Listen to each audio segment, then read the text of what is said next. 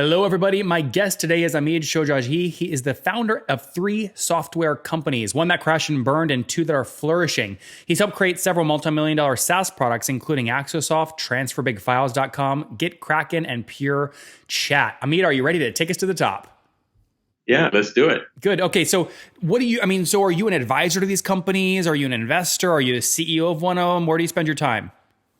No, I started the companies and those products in particular. A couple of them, or 3 of them, are underneath the same company, Axosoft, and then one of them is a separate entity. It used to be part of Axosoft, but we broke it off into its own company called Pure Chat.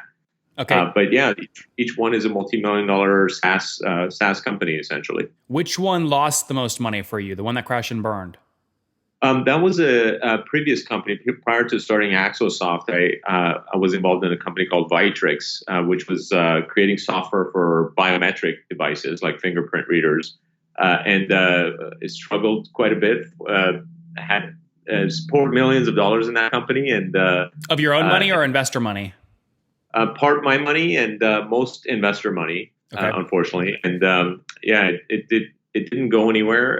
It certainly wasn't moving as fast as we wanted. So I finally called it quits and left and went to go work for Microsoft for a few years. So that was the end of that. Okay, for this interview, let's focus on one of these products. So which one are you most proud of or is doing the best? Which one do you want to focus on?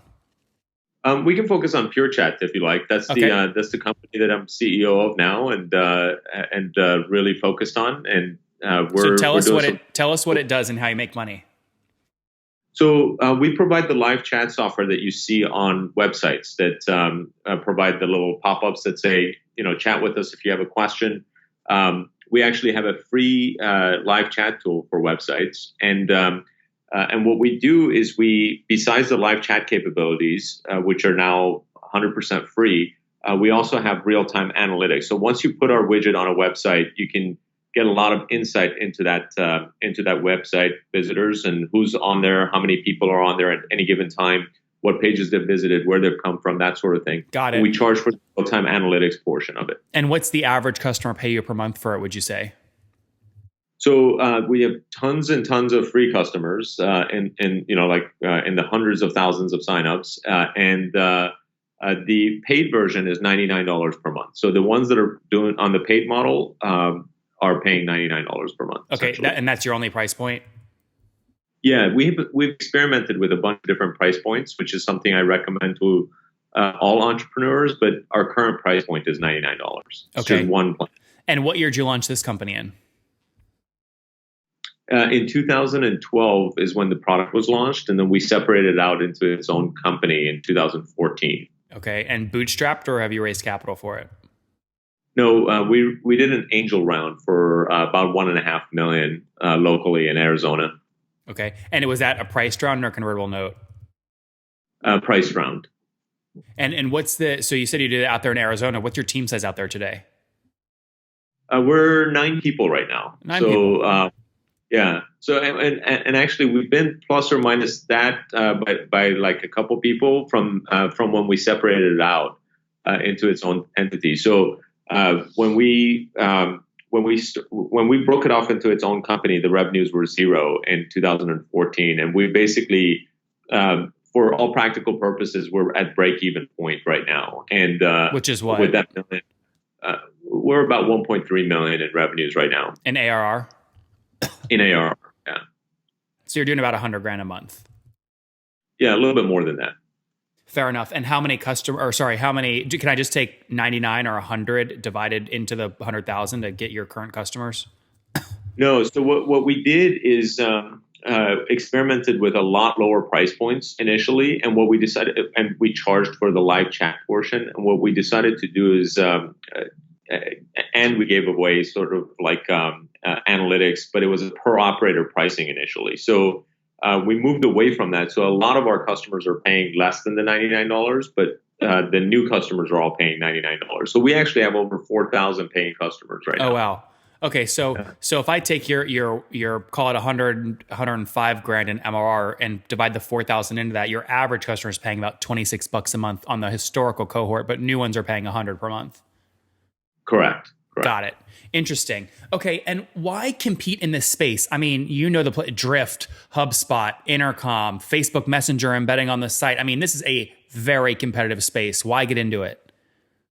Yeah, so that's a great question. I think that what's interesting is the space is extremely large, right? Every website could potentially use a live chat tool, and obviously every website needs some sort of analytics.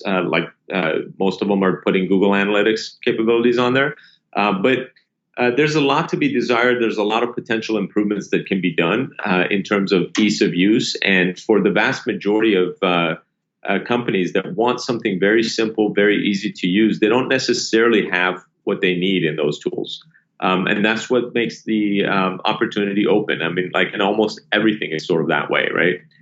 There's always room for a better mousetrap, if you will. What rate are you growing at? So December of 2016, what were you doing in MRR?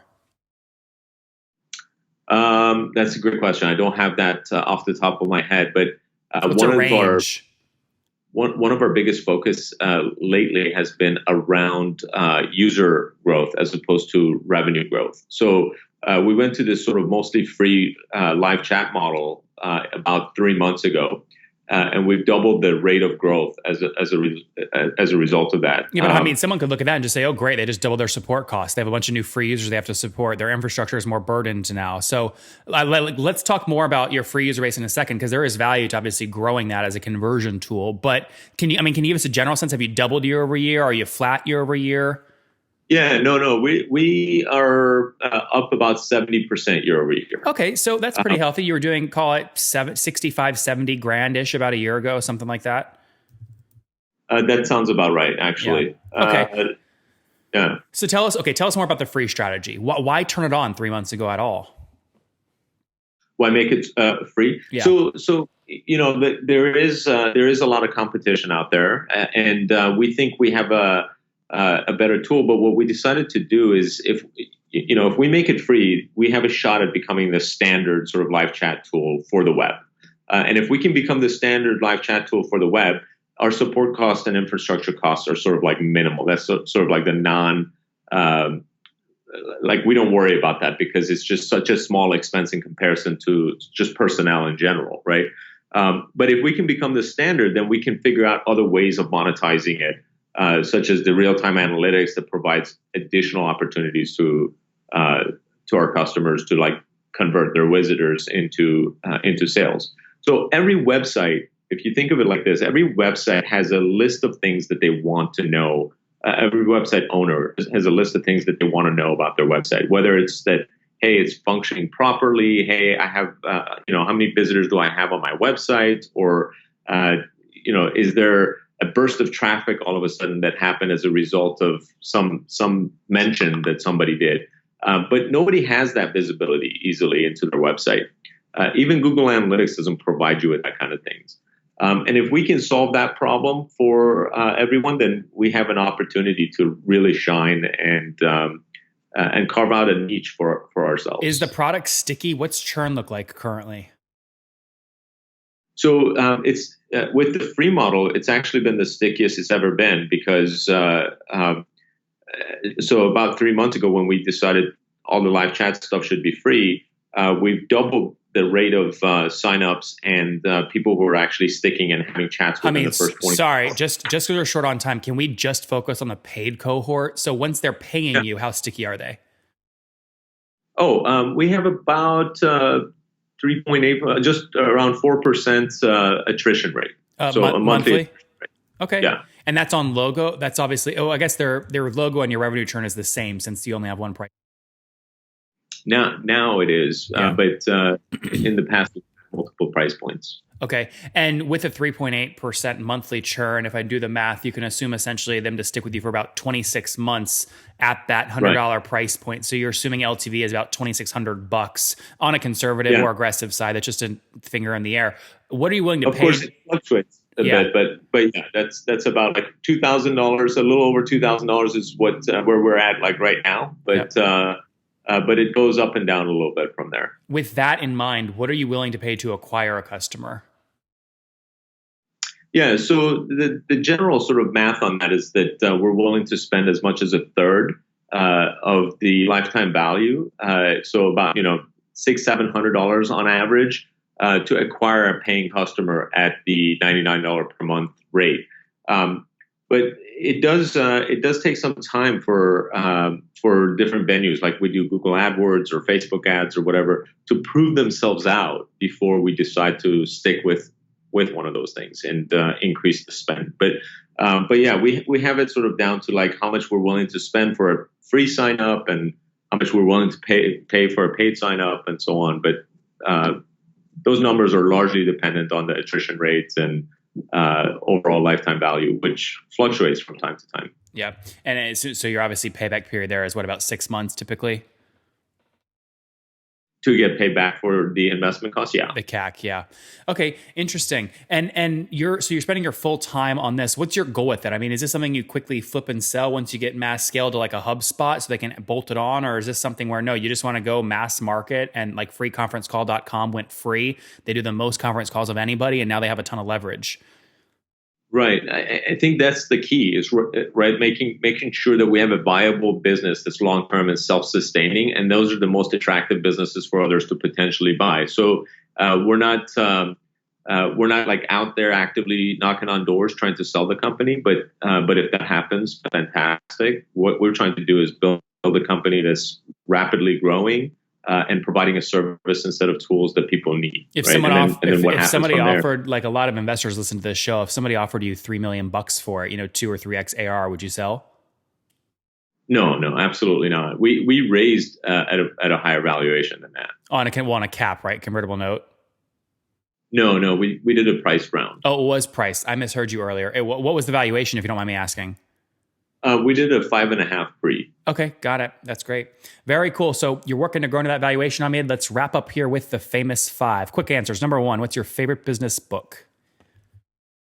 Good to Great. Number 2, is there a CEO you're following or studying? I'd say there's a lot of CEOs that are intriguing to me, like Jeff Bezos or Elon Musk. Steve Jobs when he was alive, but there aren't any that I would say I'm studying. Number 3, besides your own, what's your favorite online tool? Slack, probably. For how many hours of sleep do you get every night? I try to get the full 8 recommendation. I tend to get a little slow when I get less than 7, 6. Like if I can go probably 3-4 days with 6 hours of sleep, but by the 5th day, I'm like, it has to be made up for, that's for sure. Yep. And Hamid, what's your situation? Married, single, you have kiddos? I'm married with 2 kids. Been married 18 years. Congratulations. That's exciting. And how old are you? 44. 40. I got to think about that. 44. You start thinking about your age after you pass a certain age, right? So, last question. Take us back 24 years. What do you wish your 20-year-old self knew? I don't know. There isn't any specific advice that I would, I think that one of the things that I didn't do in my first company was have a more of a focus on a single product or product line than I think should have happened at the time. So one of the big mistakes we made is we did 5 different things simultaneously, thinking that we would improve our probability of success, trying to create 5 different software products for biometric devices. And it took us a year to realize we should have really only focused on one. And that was a costly year for us to have made that mistake, essentially. There you guys have it from Hamid. Focus on the one thing, go all in, and avoid some of those mistakes that he made earlier on. But he's had a lot of success, even with that 1 or 2 failures. He's had a lot of success with a lot of big wins. Currently running Pure Chat, playing in the live chat space, certainly a hot market. He's raised $1.5 million to go ahead and go after that market. They're currently serving over 4,000 customers, paying on average $26 a month. So doing a little over $100,000 in monthly recurring revenue. Churn monthly is about 3.8. So pretty healthy churn. CAC is $600. They get that paid back in about 6 months with a super healthy lifetime value over $2,000 with his team of 9 out there in Arizona. Hamid, thank you for taking us to the top. Hey, thanks, Nathan. Appreciate it.